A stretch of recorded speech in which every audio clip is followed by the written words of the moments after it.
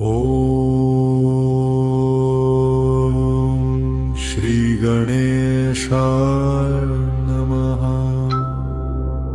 ॐ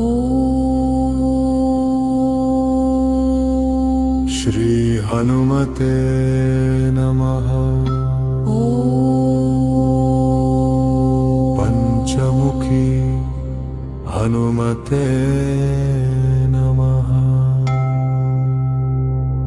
पंचवक्त्रं महाभीमं त्रिनेत्रं च महाबलं सिंहिकागर्भसम्भूतं हनुमन्तं नमाम्यहम्। ॐ हनुमते रक्ष रक्ष सर्वतो माम्।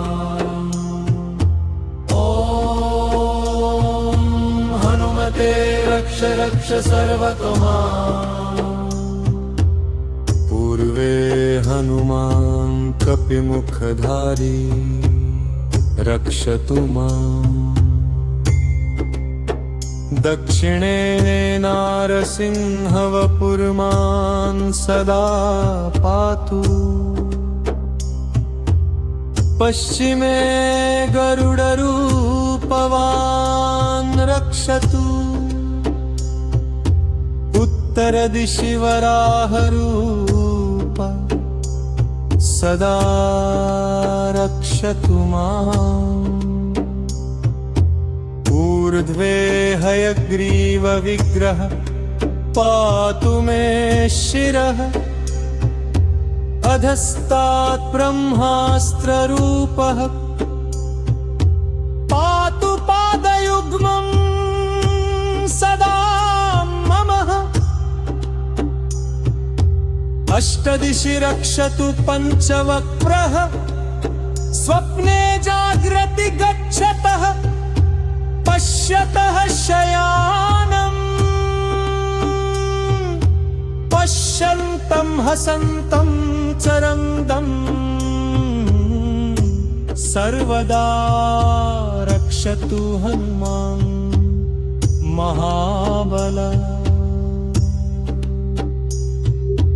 ॐ अञ्जनीसुताय महाबलाय रामदूताय नमः। ॐ किलकिलाय वीराय विक्रान्ताय नमो नमः। ॐ भूतप्रेतपिशाचादिनाशाय स्वाहा। ॐ असिधाराकृशानुवत् कवचं मे हनुमान् स्थापयतु। रामभक्ताय रामदूताय हनुमते नमः। सर्वशत्रुनिवारणाय कवचं पठे।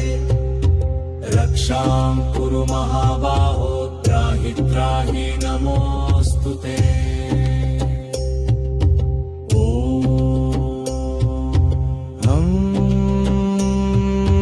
हनुमते नमः।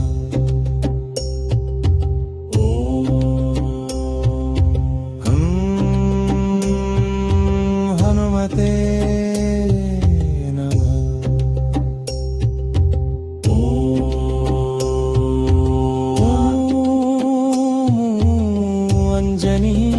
गर्भसम्भूतमारुतात्मजमुत्तमम् श्रीरामप्रियं भक्तं वन्दे लङ्काभयङ्करम्। पञ्चमुखं धरं देवं हनुमन्तं नमाम्यहम्। पूर्वं तु वाननं वक्त्रं कोटिसूर्यसम्प्रभम्। दक्षिणे नारसिंहं च भयनाशं सदा स्मरे। पश्चिमे गरुडं वक्त्रं वक्रतुण्डं महाबलम्। उत्तरं तु वराहं च कामरूपं महाबलम्। ऊर्ध्वं हयग्रीवमुखं शङ्खचक्रगदा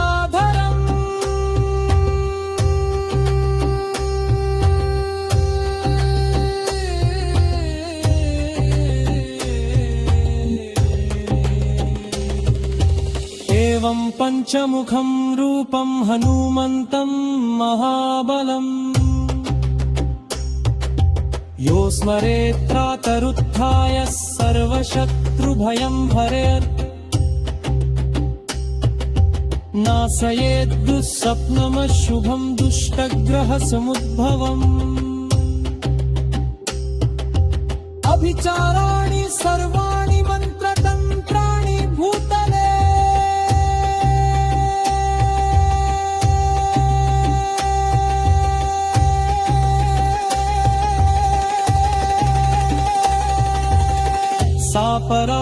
सापराद्धन्नमुच्चेत्तु पञ्चवक्त्रं हनुमतम्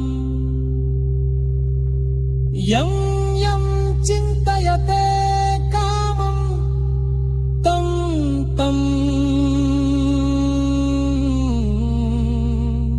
प्राप्नोत्यसंशयम्। श्रीराम जय